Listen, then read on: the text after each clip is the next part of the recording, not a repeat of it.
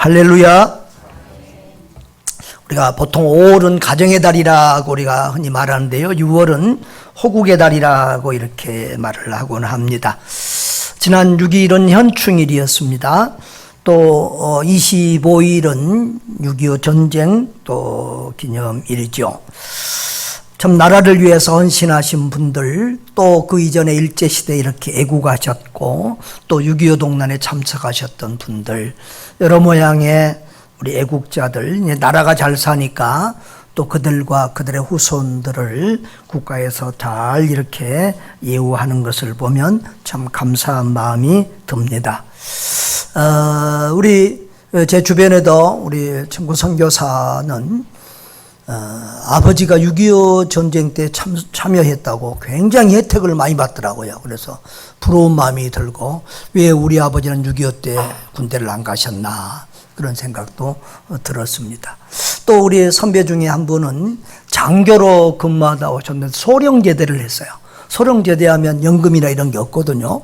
그런데 군에 근무할 때 저기 철책선 부근에 근무했는데 그때 거기다가 고엽제를 뿌렸다는 것이 증거가 돼가지고 매달 150에서 200만 원 정도를 매달 연금을 받고 있어요.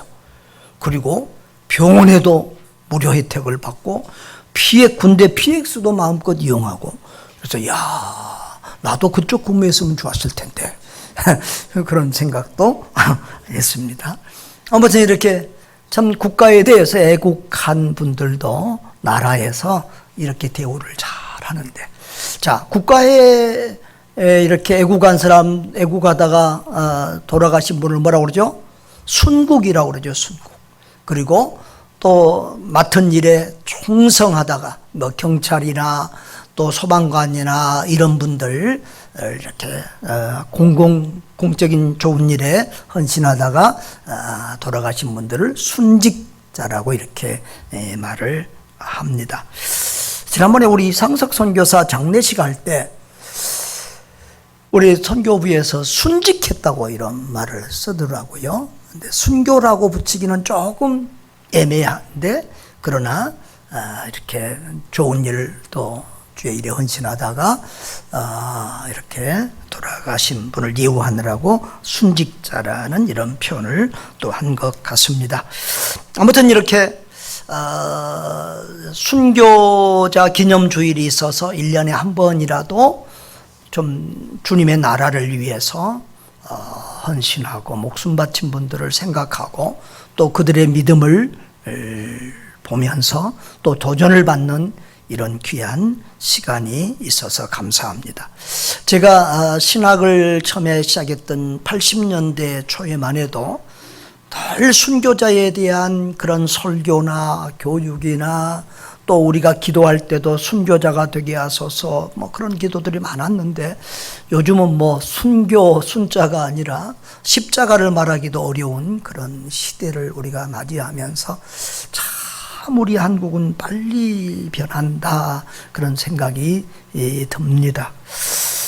좀 가만히 생각해 보면 옛날에는 이제 이 공산주의는 제일 미워하는 게 기독교잖아요. 그래서 일제시대 때 순교하신 분들도 많았지만 사실은 6.25 동란 때 저 공산군에 의해서 순교한 사람들이 더 많았어요.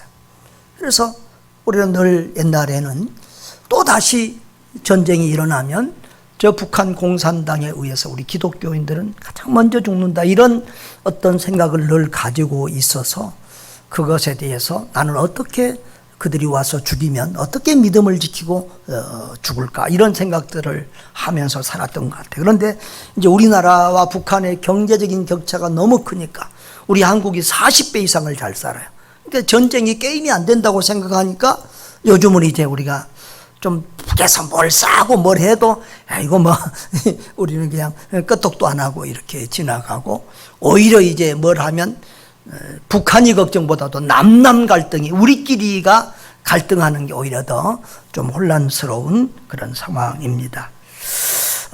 여러분, 우리는 정말 좋은 시대에 태어나서 이 6.25 이후에 태어나서 자란 우리들은 일제에 또 6.25에 이런 환란을 겪지 않고 정말 우리 한국이 6.25 동란 이후로 전쟁이 없고 이런 평화로운 이런 기나긴 축복의 시간을 맞이하고 있습니다. 또 한국의 5,000년 역사에서 이렇게 부유하고 풍요롭고 온 세계에 영향을 끼치며 산 적이 없었습니다. 요즘은 뭐 K 그러면 온 세계에서 유명하잖아요. K-팝 이렇게 보면 뭐 남미고 어디 온 세계에서 나도 모르는 우리 애들 노래나 이런 것들 온 세계가 다 알고 뭐 드라마 뭐 배우들 나는 모르는데 그 외국 사람들이 다 알더라고요. 야, 그래서 얼마나 참 우리 한국 드라마나 음악이나 문화나 음식이나 이런 것들을 온 세계가 좋아하는지 요즘은 한국 그러면 어디가 모르는 데가 없고 다 이렇게 우리가 외국 여행을 해도 힘주고 다닐 이런 상황이 됐습니다. 그럼에도 불구하고 하나님이 볼 때는 우리가 영적으로 얼마나 부유한가 이것을 가장 중요하게 보는데 오늘 요한계시록에 보면 2장에 보면 칭찬받는 서머나 교회가 있어요. 서머나 교회에 대해서 예수님이 이렇게 말씀하세요. 내가 내 환난과 궁품을 알거니와 실상은 내가 부요한 자니라 그랬어요. 그들은 육적으로는 세상적으로는 가난하지만 고난 가운데 있지만 주님이 볼 때는 부요하고 복된 자들이었다는 겁니다. 그런데 오늘 우리 한국의 모습은 지금 부요하고 정말 잘 사는 이 자유롭게 사는 시대가 되었지만 우리는 영적으로 곤고하고 가난한 라오디게아 교회 같은 사대교회 같은 그런 죽어가는 교회의 모습은 아닌가 싶습니다. 여러분들이 생각하는 것보다 우리 한국 교회가 심각합니다. 주변의 교회들 보면 부목사님들을 구할 수가 없다고 그래요. 목사님이 은퇴해도 후임자로 오실 분이 없다고 그래요. 그래서 우리 교단에도 계속해서 목사님들 정년을 연장해야 된다는 말들이 나오고요. 선교사님들이 은퇴해도 거기 보낼 선교사가 없어요. 지금 선교 지망생 신학교마다 미달돼.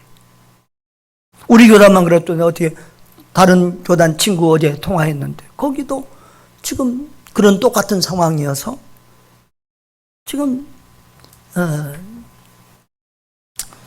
거기도 목회자들 정년을 연장해야 된다 이런 얘기들이 계속 거론된다는 거예요. 이 참 정말 우리는 십자가 없는 이런 교회 시대를 지금 맞이하고 있다. 왜 신학교 간 사람이 없을까요? 왜 선교사 지원생이 이렇게 부족할까요? 십자가가 고난이 싫은 거예요. 너무 살기가 좋아져서.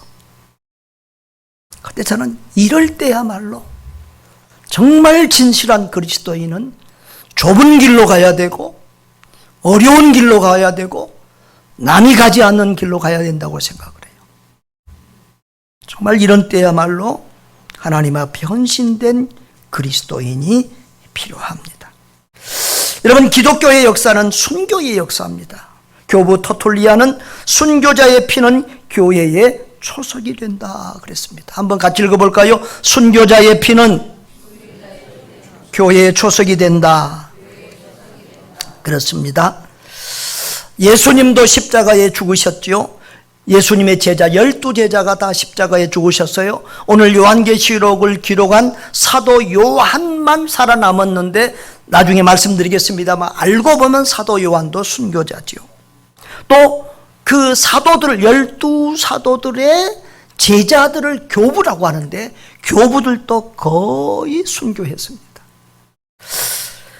또 각 나라와 민족에게 복음이 전파되면서 대부분이 순교로 시작이 되었습니다.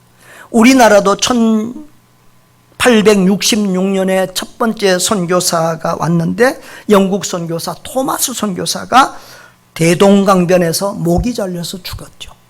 이렇게 우리나라도 순교로 시작된 그런 나라입니다. 여러분, 오늘 요한계시록 14장을 우리가 보고 있습니다. 오늘 제가 요한계시록을 이렇게 보는 것은 복합적인 의미가 있습니다. 순교자 주일에서도 그렇지만 우리가 금요일 날에 요한계시록 강해를 하는데 우리 성도들이 참여자가 너무 작아요. 요한계시록을 이단들이 너무 막 함부로 해석하고 그걸로 미혹을 하기 때문에 우리 성도들이 바로 또 알고 바로 믿고 따랐으면 좋겠다 생각이 돼서 특별히 금요일날 이렇게 강의하고 있는데 너무 참여자가 작아서 제가 조금 독려하고 싶은 마음이 있습니다. 특별히 이단들이 14만 4천이라는 단어를 자주 사용하는데요. 이 계시록 7장에서 또 14장에서 이 14만 4천이라는 말이 나옵니다. 자, 14장 1절을 우리가 한번 볼까요? 또 내가 보니 보라 어린 양이 시온산에 섰고 그와 함께 14만 4천이 서 있는데 그들의 이마에는 어린 양의 이름과 그 아버지의 이름을 쓴 것이 있더라 그랬습니다. 여러분, 이 14만 4천 어린 양의 이름, 그 아버지의 이름을 쓴 것이다. 그러니까 14만 4천의 이마에 예수 그리스도의 이름, 하나님의 이름이 있다는 거예요. 이것은 뭐냐면은 옛날에 종들이나 짐승에게 이렇게 도장을 찍어서 이름을 새기는 것은 누구의 소유다라고 하는 거예요. 여러분도 양을 많이 기르는 그 그런 데는 가면은 이 다 주인이 도장을 찍어요. 그러니까 어디 소속이다, 누구의 것이다는 거예요. 바로 우리는 예수 그리스도의 것이요 하나님의 것인 줄 믿습니다. 그리고 보호의 의미가 없어요. 그 주인이 보호하고 지켜주는 거예요. 여러분, 자, 그런데 이 14만 4천만이 저 천국의 찬송을 부를 수 있는 유일한 그런 자격자라는 거예요. 여러분, 아무리 세상 노래를 잘 부르는 가수도 하늘의 노래를 찬송을 부를 수는 없습니다. 예수 십자가의 은혜로 구원받은 하나님의 사람들만이 하늘의 노래를 부를 수 있는 줄 믿습니다. 3절에 보면은 땅에서 속량함을 받은 14만 4천 밖에는 능히 이 노래를 배울 자가 없더라. 할렐루야. 예. 이 속량함을 받았다는 말은 값을 주고 샀다는 말이에요. 죄값을 치르고 죄 문제를 해결했다는 말이에요. 14장 3절에도 이 말씀이 있고 4절에도 이 말씀이 있어요. 우리는 예수 십자가의 보혈의 은총으로 속량함을 받은 사람들인 줄 믿습니다. 여러분, 이 14만 4천에 대해서 금요일날 제가 설명을 했습니다마는 14만 4천은 자 144를 먼저 봅시다. 12 곱하기 12는 뭐죠? 12 곱하기 12는 144예요. 거기 곱하기 1000은 14만 4천이에요. 12는 구약의 지파가 12지파예요. 신약을 대표하는 제자들이 12제자예요. 그러니까 구약과 신약을 의미하는 거예요. 그리고 1000은 많다는 의미예요. 그래서 우리가 천배나 복을 주십시오 이런 말 하잖아요. 1000은 많다는 의미예요. 그러니까 신구약 시대에 모든 시대에 예수 그리스도를 믿고 구원받은 모든 사람을 총체적으로 우리가 14만 4천이라고 하는 상징수로 표현한 거예요. 아멘. 그래서 14만 4천은 뭐다? 창세로부터 아담에게서부터 예수님 재림할 때까지 모든 시대, 모든 나라, 모든 민족 가운데서 구원받은 예수 그리스도를 믿는 모든 구원받은 성도들의 총수가 뭐라고요? 14만 4천이다. 이것을 기억해야 돼요. 자, 그런데 이단들이 여호와 증인이고 신천지고 뭐 하나님의 교회고 막 이단들이 주로 14만 4천이라는 단어를 많이 사용하면서 자기들의 공동체에 들어와야만 14만 4천에 들어간다고 그렇게 말해요. 근데 앞으로는 여러분 그렇게 말한 사람들은 다 이단이라고 생각하면 돼요. 여러분, 내가 우리 교회에 다니는 사람만 14만 4천에 들어간다 그러면 내가 이단이에요. 우리 교단에 속한 사람만 14만 4천에 들어간다 그러면 우리 교단이 이단이에요. 장로교에 다니는 사람만 14만 4천이라 그러면 그거 잘못된 거예요. 여러분, 모든 시대, 모든 나라, 모든 민족 가운데서 예수 그리스도의 보혈의 은총으로 죄사함을 속량함을 받은 사람들이 14만 4천에 들어간다. 이것을 꼭 기억하시면 여러분들이 이단이나 이런 데 쏙지 않고 흔들리지 않게 됩니다. 자, 그런데 이 구원받은 14만 4천에게는 특징이 있습니다. 4절에 보면 이 사람들은 여자와 더불어 더럽히지 아니하고 순결한 자라 그랬습니다. 이것은 영적 음행을 말합니다. 영적 음행. 영적으로 우상 숭배하지 않는 자. 하나님이 가장 싫어하는 것은 영적인 음행입니다. 여러분, 남편이 아무리 사람이 좋아도 자기 아내가 다른 남자하고 음행하는 것을 참을 남편은 없습니다. 하나님이 우리가 하나님 외에 다른 것을 하나님처럼 좋아하고 하나님보다 더 좋아하는 것을 참지를 못합니다. 그래서 구약 성경에 보면 가장 큰 죄가 우상숭배, 영적 음행죄였고 그때는 하나님이 어마어마하게 분노하고 많은 사람들을 죽이기도 했습니다.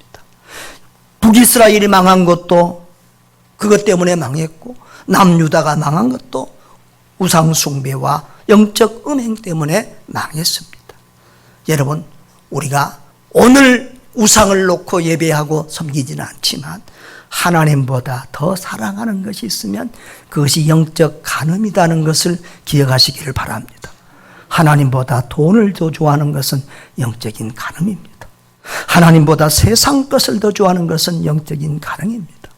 하나님보다 남편을, 하나님보다 자녀를 더 좋아하는 것 영적 음행입니다. 예수님보다 더 좋아하는 것이 없기를 주의 이름으로 축원합니다. 그리고 어린 양이 어디로 가든 인도하든지 따라가는 자라 그랬습니다. 주님께서 자기 목자이신 우리 주님이 이끄는 대로 따라가는 사람, 순종하는 사람, 그 사람이 참된 그리스도의 제자인 줄 믿습니다. 주님이 나를 따라오너라 내가 너희를 사람 낚는 어부가 되게 하리라고 했어. 누구든지 나를 따라오려거든 자기를 부인하고 자기 십자가를 지고 나를 따를 것이라고 주님이 말씀하셨습니다. 그것이 십자가의 길이든지 고난의 길이든지 어디든지 주님이 이끄시는 대로, 주님이 보내시는 대로 순종하는 사람이 참된 하나님의 사람인 줄 믿습니다. 또한 사람 가운데서 속량함을 받아 처음 익은 열매로 하나님과 어린 양에게 속한 자라고 했습니다. 핏값으로 구원함을 받아서 하나님과 어린 양에게 속한 하나님의 것, 예수 그리스도의 것이 된 이런 사람들이 바로 14만 4천이라는 것입니다. 할렐루야. 그리고 입에 거짓말이 없고 흠이 없는 자들, 여러분, 사탄은 거짓말하는 자잖아요. 사탄은 별명이 거짓말하는 자, 참소, 고발하는 자예요. 우리는 그런 사람들이 아니라 정말 우리가 정말 예수님처럼 온전하지는 않지만 하나님 앞에서 진실하고 충성된 하나님의 사람들 될 수 있기를 바랍니다. 자, 그런데요, 오늘 본문에 보면 12절 오늘 보십시다. 12절 다 같이 읽어보겠습니다. 시작. 신자들의 인내가 여기 있나니 그들은 하나님의 계명과 예수에 대한 믿음을 지키는 자니라. 저는 요한계시록을 보면서 이 요절을 자주 생각하고 자주 반복해요. 요한계시록을 해석할 때마다 볼 때마다 이 인내와 믿음이 얼마나 중요한지. 여러분, 이 요한계시록에 보면은 지상의 교회와 성도들이 얼마나 많은 박해를 받고 있는지 그 내용들이 잘 있습니다. 사탄 마귀가 얼마나 성도들을 공격하는지 모릅니다. 이게 요한계시록 12장, 13장, 14절은 같이 연결이 되어 있는데요. 12장, 13장에는 이 사탄이 삼위일체적인 방법으로, 모습으로 이 사탄은 다 하나님의 흉내내요. 하나님이 14만 4천 인을 치니까, 하나님의 인을 치니까 사탄도 사람의 인, 사탄의 인 666을 인을 치고요. 또 하나님이 삼위일체로 일하시니까 사탄도 삼위일체 모양으로 흉내내서 일을 해요. 그래서 이 12장 13장에 보면 사탄이 있고 또 바다에서 올라온 짐승, 이 악한 세상의 불신, 이 교회를 박해하는 정체와 정권들을, 권력들을 의미해요. 또 그리고 바다에서 또 땅에서 올라온 짐승들이 있어요. 이단이나 이 성도들을 미혹해서 멸망시키는 그런 자들을 얘기해요. 이렇게 교회와 성도들은 여러 모양의 박해와 유혹과 고난을 받습니다. 자, 그렇기 때문에 우리 성도들은 인내가 필요하고 참된 믿음이 필요한 것입니다. 자, 12절 다시 한번 시작. 성도들의 인내가 여기 있나니 그들은 하나님의 계명과 예수에 대한 믿음을 지키는 자니라. 여러분, 예수님도 너희가 내 이름을 인하여 모든 사람에게 미움을 받을 것이나 나중까지 견디는 자는 구원을 받으리라. 끝까지 견디는 자는 구원을 얻으리라 라고 말씀했습니다.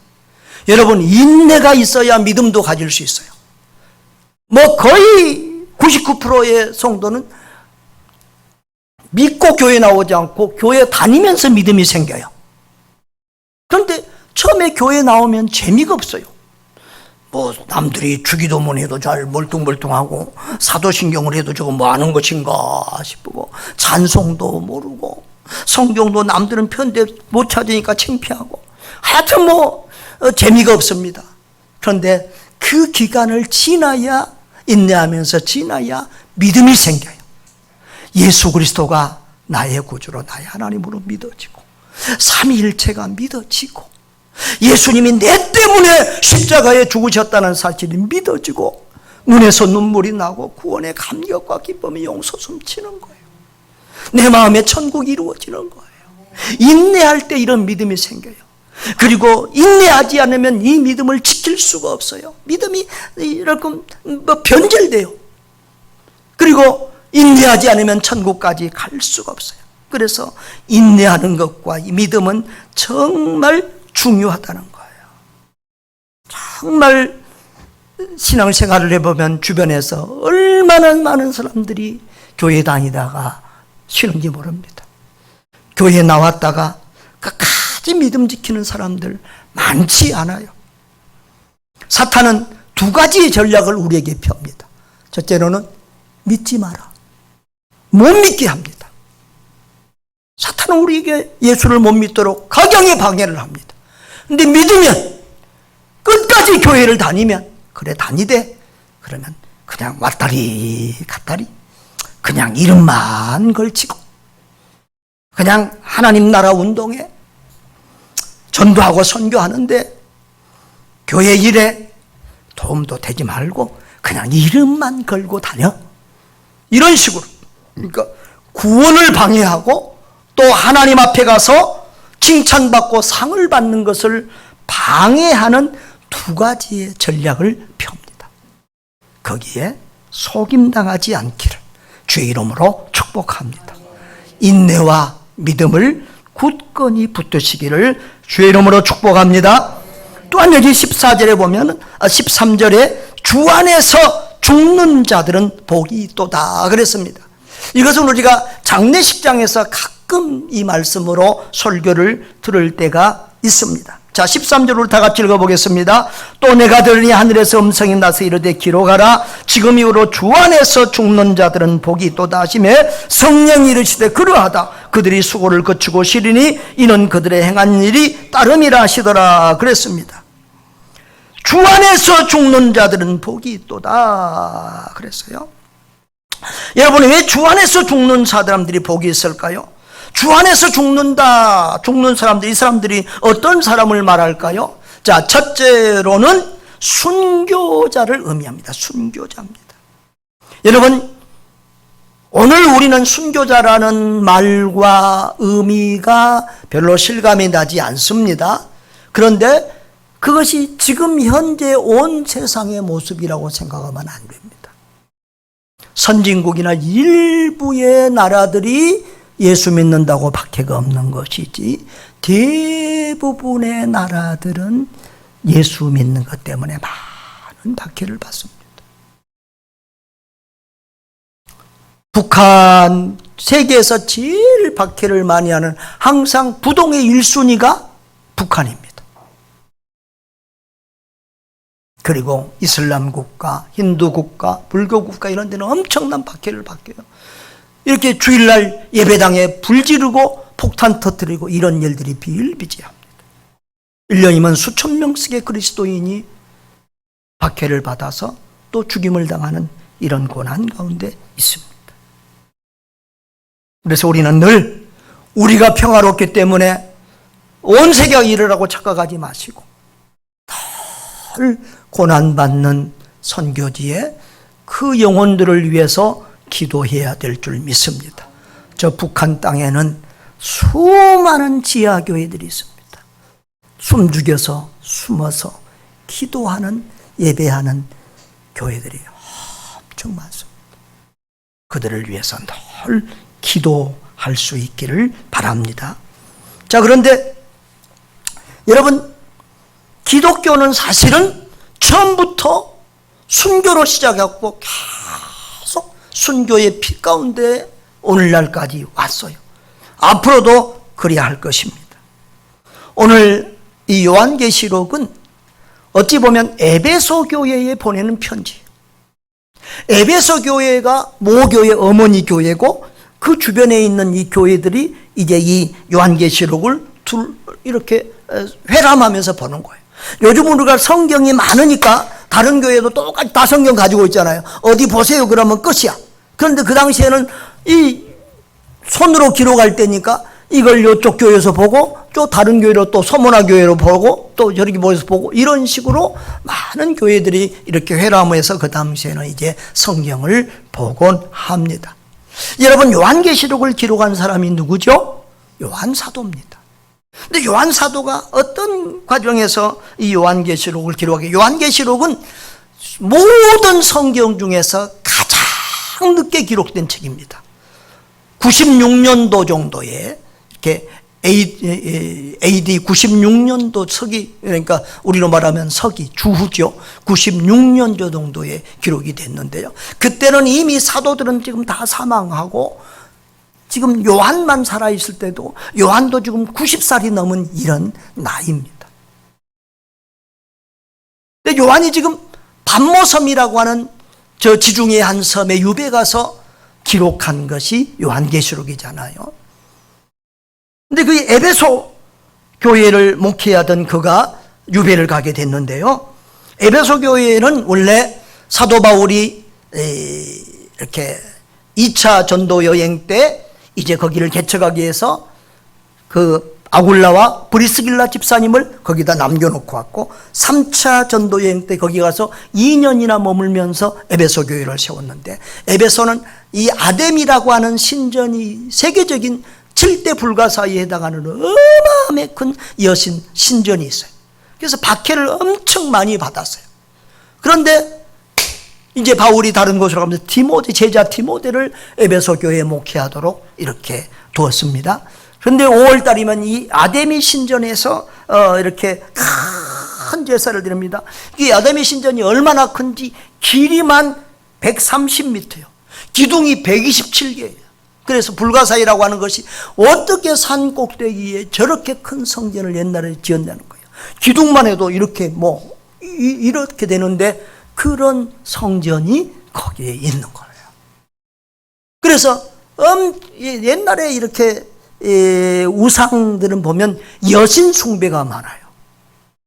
그래서 가톨릭도 보면 그런 것에 물들어서 여신 숭배, 마리아를 자꾸 신격화하잖아요. 5월달이 아데미 여신의 이렇게 축제 달이거든요.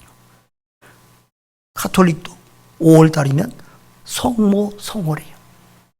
나도 천주교 학교 중학교 때 다녀가지고 매일 아침 성모 성월이요 노래를 했던 기억이 있어요. 지금 생각해 보면 이게 다 이렇게 관계가 되는구나. 자, 그런데요, 왜 디모데는 어떻게 됐느냐? 디모데가 거기를 목했는데 이 5월 아데미 신전에 제사 드릴 때 디모데를 끌고 가 사람들이 돌로 쳐서 죽였어요. 목회자가 없어지니까 사도 요한이 지금 에베소에 당시 거주했는데 사도 요한은 왜 오래 살았느냐? 그러니까 순교도 아무나 하는 게 아니에요. 하나님이 허락하고 하나님의 섭리 가운데 되어지는 거예요. 여러분, 사도 요한은 어떤 사명을 받았어요? 십자가 옆에 있을 때 예수님이 뭐라고 그랬어요? 돌아가시면서 보라 내 어머니다, 보라 아들입니다. 그래서 그때부터 사도 요한이 마리아를 어머니처럼 모시고 봉양하게 됩니다. 여기저기 모시고 다니면서 박해를 피해서 에베소까지 가서 거하게 되었어요. 그래서 지금도 에베소에 가면 그 마리아를 모시고 살던 유적들이 있습니다. 자, 그런데 거기서 디모데가 죽으니까 이제 사도 요한이 또 늙은 나이에 이 교회를 돕고 있는 거죠. 그런데 거기는 그 당시에 이제 큰 도시마다 이 그 로마는 황제를 신으로 숭배하는 나라였어요. 큰 황제 신상들이 있는데 그 신상 앞을 사람들이 절하고 경배하고 지나가야 되는데 사도 요한이 그냥 지나가니까 그 요한을 붙들어서 이제 박해를 하는데 처음에는 독약을 먹였다고 합니다. 그런데 독약을 먹어도 안 죽으니까 그 다음에는 이제 끓는 가마솥에 사도 요한을 집어넣었어요. 근데 끓는 가마솥에도 안 죽으니까 이 요한을 저 100km 떨어진 지중해의 반모섬에 유배를 보낸 거예요. 그런데 목회자에게 가장 힘든 날이 주일이에요. 저도 추방을 당했을 때 한국에 있으면서 가장 힘든 날이 주일날이었어요. 예배 드릴 수 있는 내 교회, 내가 설교할 강단이 없고 사랑하는 성도들을 얼굴을 보고 만날 수 없는 것이 힘들어서 주일마다 참 많이 울었어요. 사도 요한이 주일날 아무도 예배할 성도가 없는 곳에서 혼자 동굴 속에 들어가서 예배하는, 기도하는데 우리 주님이 찾아오십니다. 주님의 음성이 들립니다. 그리고 주님께서 그 요한을 위로해 주십니다.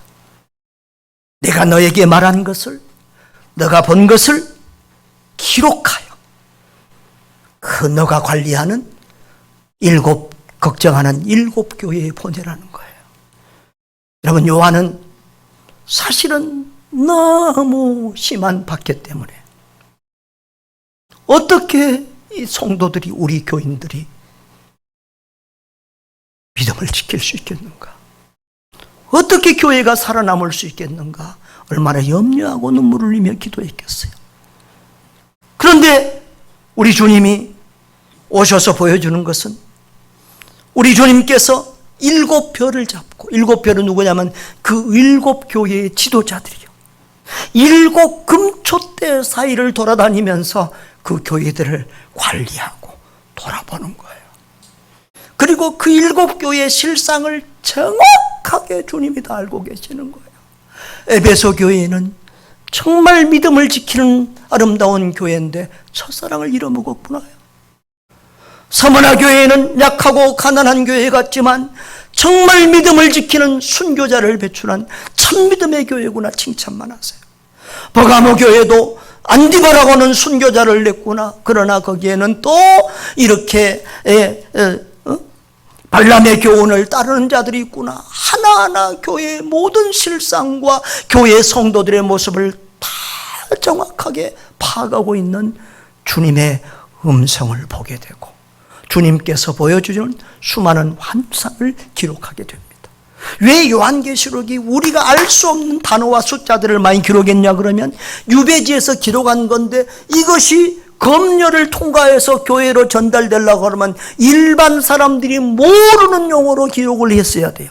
그런데 성도들은 보면 알 수 있는 용어들이에요. 그렇게 기록해서 오늘 우리가 보기에 좀 어려운 부분들이 있지만 신앙의 원리는 똑같은 거예요. 여러분, 우리가 요한계시록을 보면서 요한계시록이 어려운 책이다 생각할 때가 있는데 아니에요. 우리가 요한계시록을 따로 떼놓고 보면 안 돼요. 요한계시록은 66권 전체 가운데 있는 한 부분이에요. 그래서 우리가 성경 전체에서 오직 은혜로 구원받는다, 오직 예수 그리스도를 믿음으로 구원받는다 그러면 이 요한계시록에서 주장하는 진리도 똑같은 거예요. 오늘 제가 말씀하는 것. 어린 양의 피로 속량함을 받은 사람만 구원받는 거예요. 아멘. 네. 행위로 구원받는 거 아니에요. 뭐 바코드를 받았다고 구원받는 거 아니에요. 요즘은 과학이 발달하니까 자꾸 지금 비싼 것들이 나와요. 카드 안에 들어있던 거 요즘 핸드폰 안에 들어가잖아요. 요즘은 몸에다가 이 자기 인식표를 해서 그걸로 해요. 중국 같은 데는 지금 얼굴 안면 인식이 다 되어 있어요. 그래서 전 국민 어디로 가든지 저 사람 누구라고 탁탁탁 정보가 나와요. 우리나라도 그 기술은 있는데 우리는 인권 보호하는 국가이기 때문에 못해요. 중국은 얼굴 보여주면 그걸로 물건 사고 이렇게 다 할 수 있는 거예요. 근데 그런 것 했다고 해서 뭐 그게 입 맞았다고 해서 지옥 가고 뭐 그런 게 아니에요. 여러분, 예수 그리스도를 믿으면 구원받는 거예요. 예. 여러분, 그러면은 이 주 안에서 죽는 자들은 첫째로는 순교자다 그랬어요.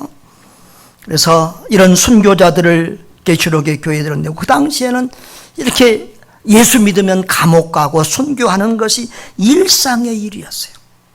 여러분, 우리 한국에도 첫 순교자는 토마스 선교사님이라고 했죠. 그리고 우리 한국교회도 일제시대 때도 수많은 사람들이 순교했고요.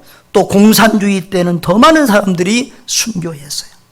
그 중에서도 중요한 유명한 분들이 주기철 목사님, 손양원 목사님, 주남선 목사님, 한상동 목사님이죠. 주기철 목사님은 마산에 우리 고신교회에서 목회하다가 평양으로 갔는데, 그 당시에는 뭐 고신 이런 뭐 교단이 형성이 안 됐을 때입니다. 그런데 손양원, 주남선, 한상동 목사님은 감옥에서 살아서 나왔어요. 그래서 이분들이 세운 신학교가 고려신학교예요. 왜냐하면 그 당시에 감옥에 있다 나오니까 한국의 유일한 조선신학교라는 신학교가 있는데, 이 학교는 일제의 지배를 받아서 신학적으로 변질되어진, 하나님의 말씀을 온전한 하나님의 말씀으로 믿지 않고 기적과 능력을 잘 믿는 자유주의 신학에 속해 있어서, 그래서 이 순교자들이 세운 자그만 보따리 신학교가 고려신학교였어요. 그게 우리 고려파 고신교단의 기본 토양입니다. 특별히 손양원 목사님은 대단하신 분이죠. 우리 이뇨한이라고 아시나요? 선교사 자녀, 세브란스 병원 의사셨고, 백인인데 한국 사람 텔레비에서 많이 봤죠.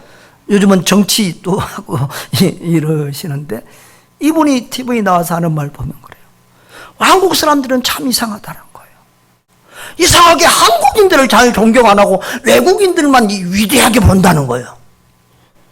자기가 볼 때는 세계에서 제일 훌륭한 목사님이 손양원 목사님이라는 거예요.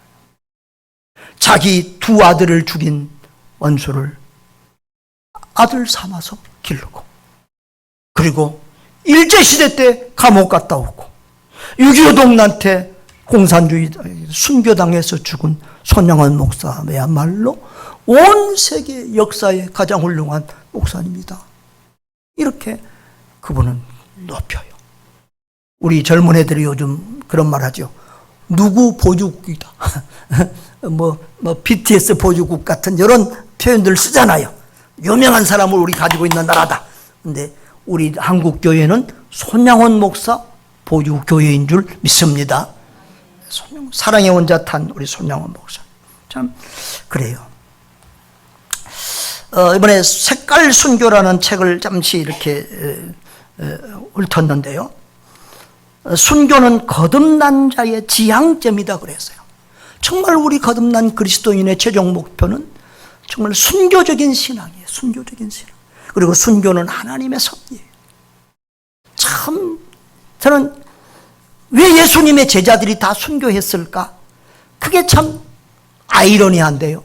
그걸 묵상해 보면 너무 은혜가 되는 거예요. 여러분, 예수님이 잡히시던 밤에 제자들이 다 놓고 도망갔잖아요. 다 겁쟁이들이잖아요. 그런데 그런 겁쟁이들이 어떻게 전부 다 순교하냐는 거예요. 여러분, 그 당시에 마태복음 보면은 예수님이 부활했는데 제사장들이 어떻게 했어요? 제자들이 훔쳐갔다고 해라. 그 지키는 로마 군병들에게 돈을 주면서 제자들이 훔쳐갔다고 해라, 이렇게 소문냈잖아요. 그런데 여러분, 죽은 시체 훔쳐간 사람들이 그 죽은 시체를 위해서 하나같이 모든 제자들이 목숨 걸고 죽겠어요? 생각해 보라고요. 지금 좀 말이 되면 좀 끄떡끄떡 해보세요. 사기치기 위해서 목숨을 거는 사람들은 별로 없어요. 그 예수님이 죽음 가운데 부활한 것을 확실히 보고 체험했기 때문에 모든 제자들이 순교한 줄 믿습니다. 가장 중요한, 가장 뜨거운 복음이, 가장 확실한 진리를 선포하는 것이 바로 순교예요. 순교는 사랑의 순교예요. 얼마나 내가 주님을 사랑한다는 것을 보여주는 것이 순교고, 내 믿음이 진실함을 보여주는 것이 순교고. 여러분, 순교는 잠시 죽고 영원히 사는 거예요. 순교는 참 제자도예요. 말이 필요 없는 진짜 제자가 순교자 아니겠어요? 여러분, 순교는 주님께 최고의 영광을 돌리고, 순교는 영원히 왕노릇하는 것인 줄 믿습니다. 여러분, 우리는 순교자가 얼마나 힘들었을까, 얼마나 막 괴로웠을까, 이런 생각을 할 때가 많이 있어요. 그런데 여러분, 순교는 정말 하나님이 감당케 은혜를 주시니까 순교하는 거예요.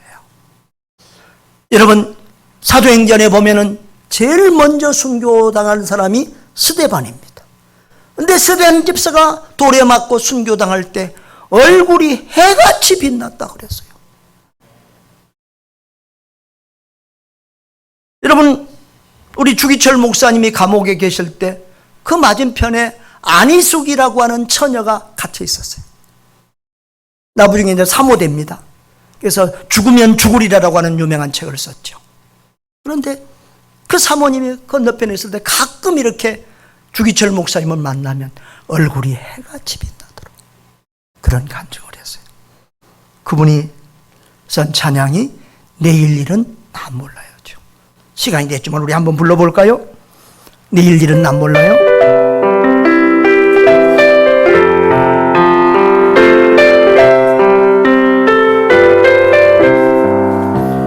내일 일은 난 몰라요. 하루하루 살아요. 불행이나 영행함도 내 뜻대로 돼요. 험하게 길 가고 끝은 없고 해요. 주님 예수 발레미사 내 손 잡아주소서. 내일은 난 몰라요. 장래일도 몰라요. 아버지 날 붙드사 평탄한 길 주소서. 좁은 이 길 진리의 길 주님 가신 그의 길 힘이 들고 어려워도 찬송하며 갑니다. 성령이여 음성을 항상 들려주소서. 내 마음은 정했어요. 변치 말게 하소서. 내일은 난 몰라요. 장래일도 몰라요. 아버지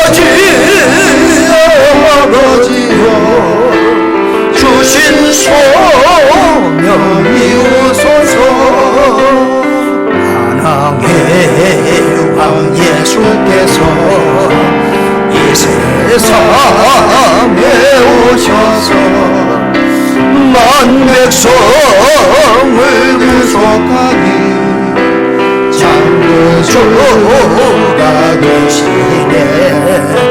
순교자의 보내받아 나의 믿음 지키고 선교자의 신앙 따라 이복음을 전하세.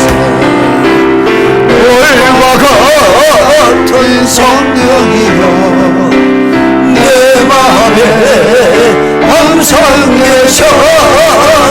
천국 가는 그날까지 주여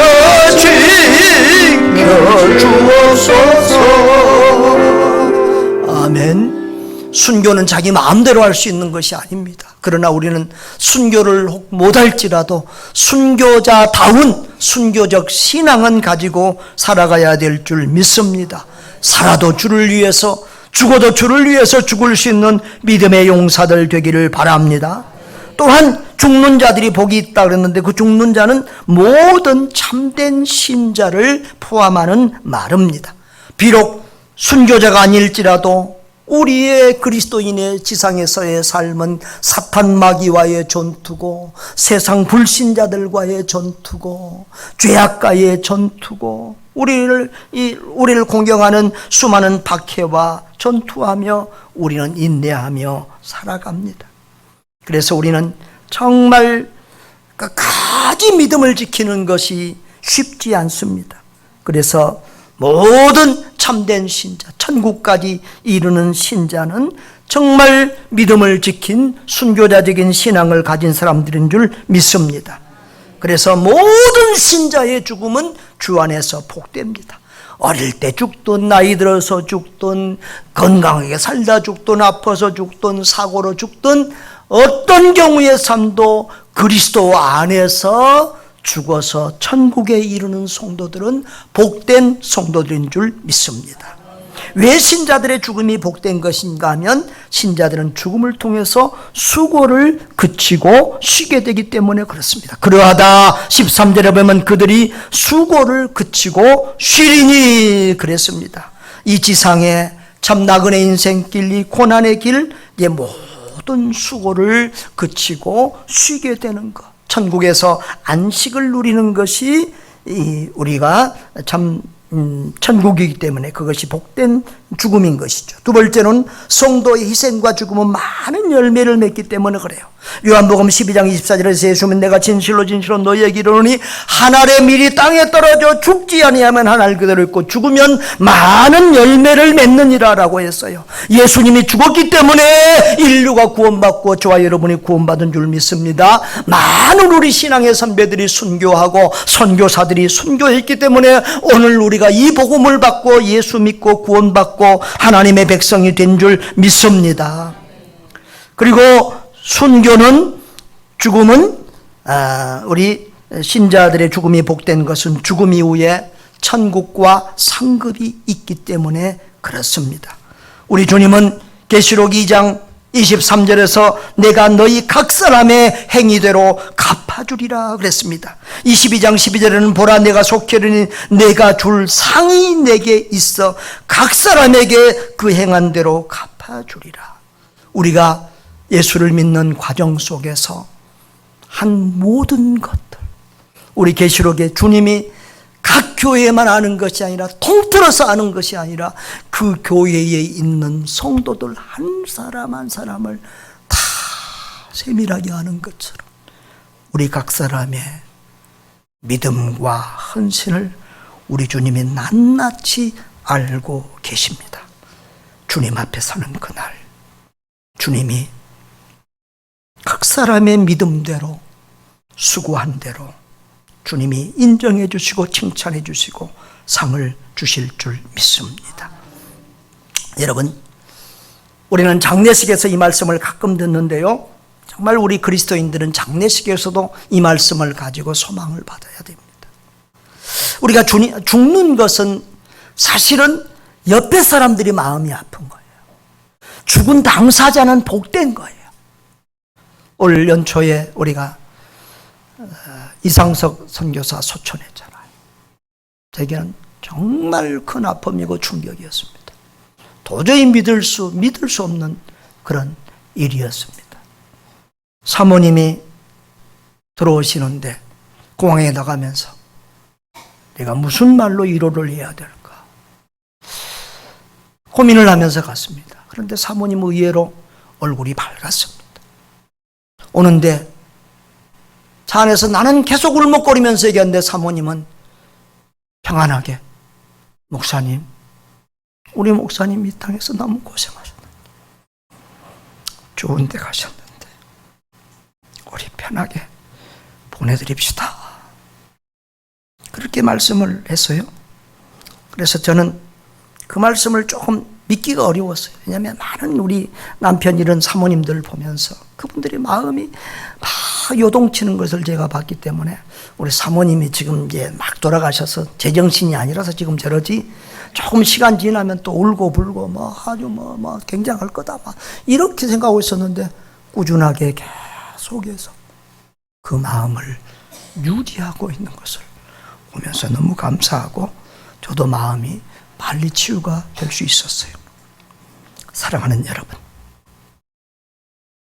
이렇게 하나님의 교회는 그냥 세워지는 게 아니에요. 한 영혼 한 사람 한 사람이 구원받는 것은 거저되는 것이 아니에요.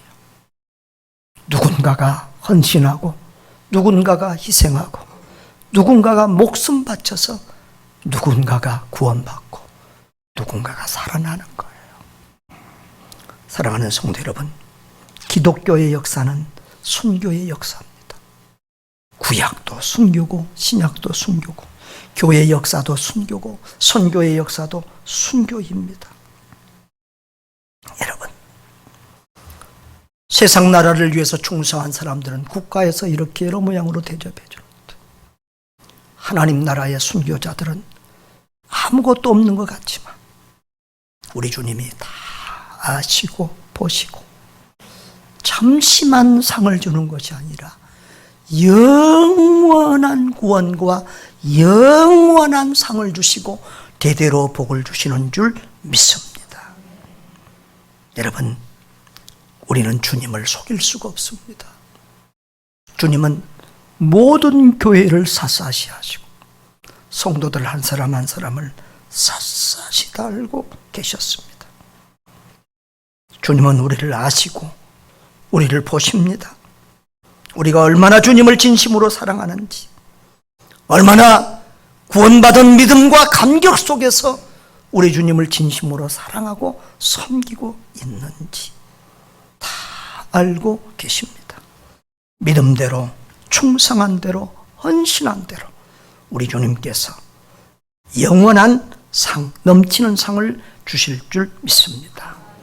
우리도 잠깐 후면 주님 앞에 서게 될 것인데 주님 앞에 서는 그날 최고의 칭찬과 상을 받는 복된 성도들 되시기를 주님의 이름으로 축원합니다.